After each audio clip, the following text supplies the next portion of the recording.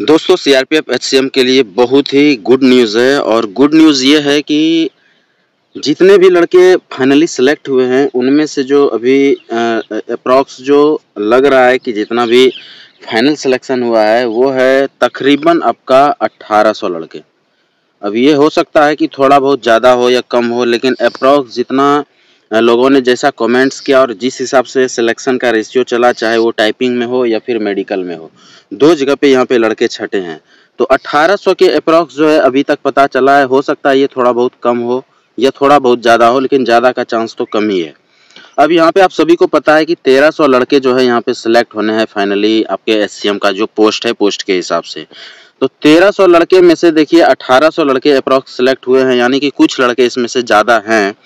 तो एक चीज़ तो तय है यहाँ पे कि जो जिसका कि फर्स्ट लिस्ट में नाम आया था, उन लड़कों में से जितने भी सिलेक्ट हुए हैं वो एकदम तैयार हो जाइए ज्वाइनिंग के लिए। उनका तो 99.9% फिक्स है कि उनका कोई चेंजेस नहीं हो सकता है। यहाँ पे यदि थोड़ा बहुत कुछ हो सकता है कहीं पे तो वो जनरल का प्रॉब्लम होगा, क्योंकि यदि जो ओबीसी हैं या एससी एसटी के लड़के हैं यदि वो जनरल में फाइट कर गए तो उनका सीट जो है फिर एससी एसटी में चला जाएगा दूसरे लड़कों का, जो कि एक्चुअल एसटी एससी हैं।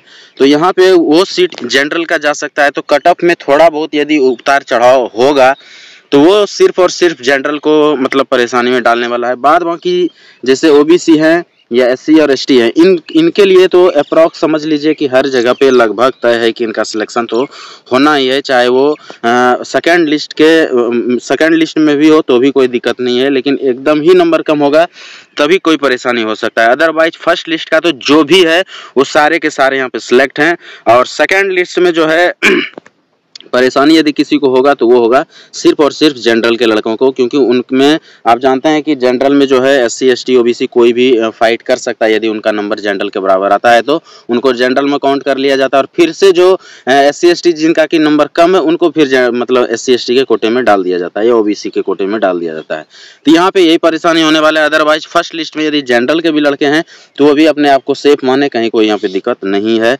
तो आप लोग समझ सकते हैं कि बहुत ही जबरदस्त अपॉर्चुनिटी था इसमें। जिस लड़कों ने खास करके टाइपिंग निकाल दिया उनका तो लगभग तय हो गया, लेकिन टाइपिंग निकालने के बाद भी कुछ लड़के जो है मेडिकल में भी छटे हैं। थोड़ा सा मेडिकल भी सुनने में आया है कि टफ ही लिया गया है, मतलब ठीक ठाक लिया गया है, बहुत ज़्यादा भी टफ नहीं था, लेकिन बढ़िया मेडिकल था, इतना भी आसान नहीं रहा है मेडिकल भी। तो ये सारा अभी तक का अनुमान है, वैसे देखते हैं कि फाइनली क्या होता है, उसके बाद आप लोगों को फिर से अपडेट देते रहेंगे। जितने भी नए दोस्त हैं चैनल को सब्सक्राइब करें, ऐसा अपडेट आपको लगातार मिलते रहेगा। आज के लिए इतना ही, थैंक यू, धन्यवाद।